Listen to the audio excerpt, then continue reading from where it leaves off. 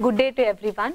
I am Ms. Pearl Fernandez from Milagres College from the Department of Food Nutrition and Dietetics. I am going to deal with the topic bioinorganic chemistry. So these are the contents. We are going to learn about the essential trace elements that are present in the biological systems. Then we'll learn the role of iron in hemoglobin and myoglobin. So these are the trace elements in biological systems. Out of 25 essential elements, there are 4 bulk elements and 10 will be the elements which are present as the trace elements. So the 10 trace elements are vanadium, chromium, manganese, iron, cobalt, nickel, zinc, molybdenum and tungsten. And the elements which are present as the bulk metal elements will be sodium, potassium, magnesium and calcium. So now these elements that are metals having the bulk and the trace elements, these will be the protein and non-protein part. So the elements which comprise of the protein part will be your metalloenzymes, then there will be other proteins involved which will be called as globin proteins. The non-protein part will be the chlorophyll and the metals involved in storage and transport of elements. Next is metalloenzymes catalyzes many biochemical processes through breaking of bonds. That is, in the process of in the transport of oxygen to the cells, there will be breaking and making of the process. So in this breaking of molecules, there will be certain enzymes responsible for the process. So this enzyme activity will be done by some metalloenzymes. Now here we can see a chart, that is your metallobiomolecule chart. In this we are going to learn the transport and storage proteins, enzymes and non-protein part. So it is divided in 3 parts. Now in the 3 part, that is the first part, transport and storage protein, it's again further divided into more 3 parts, that is electron carriers, metal storage carrier and structural, and oxygen binding. So in the first part, that is electron carrier, we have the cytochromes, iron sulfur and iron copper. In the second part, we have ferritin, transferritin and ceruloplasm, which will be responsible for the metal storage, carrier and structural features. Last is oxygen binding, in which there will be myoglobin, hemoglobin, hemierythrin and hemocyanin. Further, in enzymes, we have hydrolysis, oxidoreductases, isomerases and synthesis. And last will be non-protein, that is metal transport and storage, structural and photoredox, which is mostly used in photosynthesis, chlorophyll, involvement of the molecule and so on. Next is the deficiency caused in a human body or human system, or you can say any biological system, may it be a human or an animal, that is all the living beings. So the deficiency of metals such as calcium, cobalt, copper, selenium, iron, lithium, magnesium, the deficiency of these metals can lead to many diseases. That is, if you can see the chart, you can refer the chart, you have calcium which may cause bone deformity, tetany, and this disease associated with an excess of element, that is cataracts, gallstones, atherosclerosis.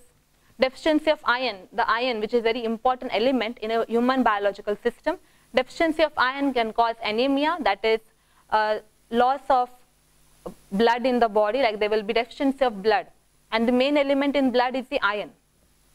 So this may further lead to hemochromatosis or siderosis, which is a major disease which can also be called as a chronic disease. Hemoglobin. So hemoglobin is found in RBCs and its main function is to transport oxygen to tissues and different parts of the body. Now first we learn the structure of hemoglobin, that is it is made up of 2 parts. One is heme and globin. Heme is a part in which there is a presence of iron and it will be a non-protein part, hence it is termed will be heme. The next is globin. Globin because it consists of protein molecules.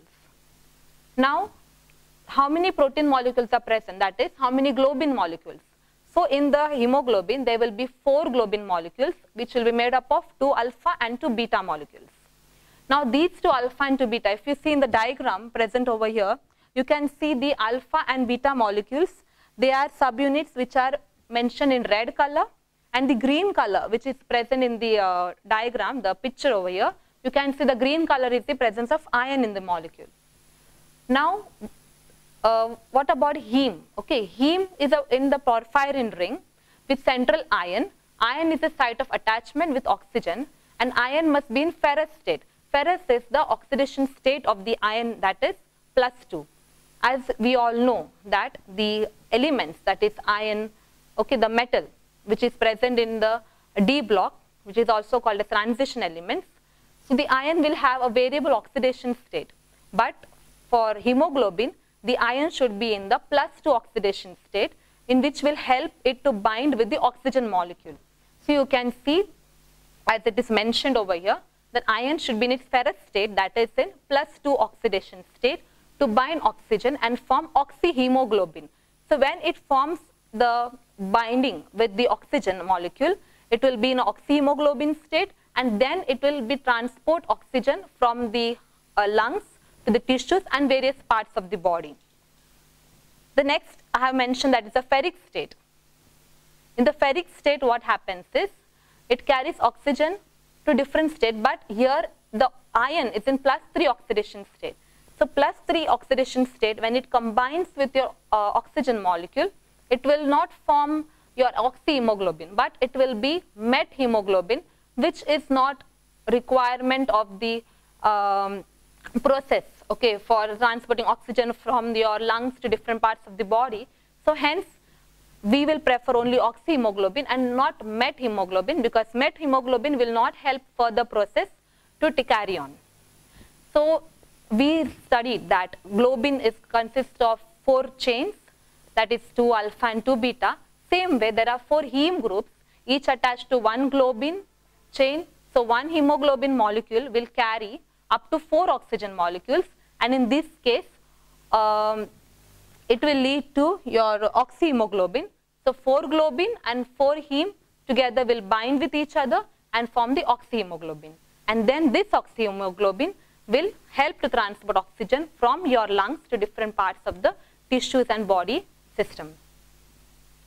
Next is role of iron in hemoglobin. Now what does this iron do in hemoglobin?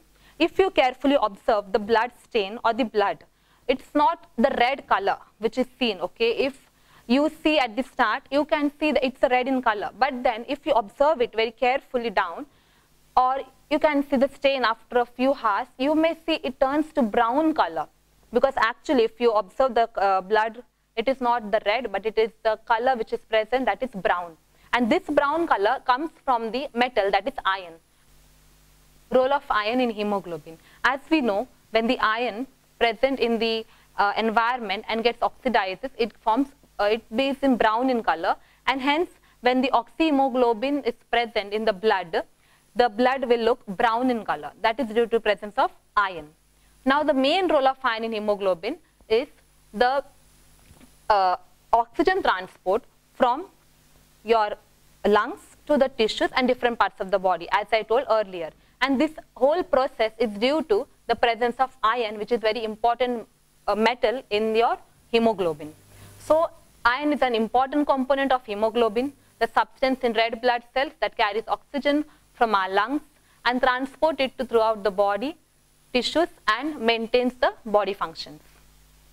And last, one of the most important function of iron is to the heme synthesis. Because it has a +2 oxidation state, it will lead to the heme synthesis, and so all the important protein molecule, that is your 4 subunits, the alpha and beta, the globin molecules, will all be involved in this process, and hence the flow of blood in the body will take place with the help of this hemoglobin. And the deficiency of iron or deficiency of iron in the red blood cells will lead to various diseases, that is anemia. So next, you can see in this slide how the red blood cell and the process is taking place. How in this diagram you can see each red blood cell contains several million hundred hemoglobin molecule which transports oxygen from your lungs to different parts of the body. So in this slide you can see how the molecule, the structural molecule, that is the chemical structure, as well as the biological structure which is present in our human body system. Next is the myoglobin. So myoglobin is an protein molecule which is present in the skeletal tissues, okay, and it is a link between your iron and oxygen, okay. It will help to bind the iron and oxygen in the body present in your skeletal tissues. So this will be working same as the hemoglobin, but the benefit of myoglobin over hemoglobin is it has a more affinity towards the oxygen binding property. That is, it will be more efficient than hemoglobin for your binding property for oxygen.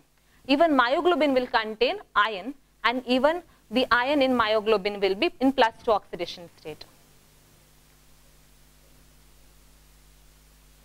So you can see the role of iron in myoglobin, the structure in which the iron, that is the central metal iron I have mentioned over here, is in the +2 oxidation state, and it will be in the center of the molecule, which will help to bind the oxygen. Only the major difference will be that it is present in the skeletal tissues, and your hemoglobin will be present in your red blood cells. So that is only the difference, but the working and the property will be the same as that of your hemoglobin. Here we can see the difference between the structure. The myoglobin will contain only 1 subunit and 1 heme group, but your hemoglobin will contain 4 subunits and 4 heme group. That is 2 alpha and 2 beta chain of globin molecules and the 4 heme group present in the hemoglobin. But in myoglobin, you will have only 1 subunit and 1 heme group. But you can, as you can see, the oxidation state of iron in hemoglobin and myoglobin, that is the oxygen carried by heme proteins and hemoglobin and myoglobin is bound directly to the ferrous ion state, that is Fe+2, present in the heme prostatic group. Thank you.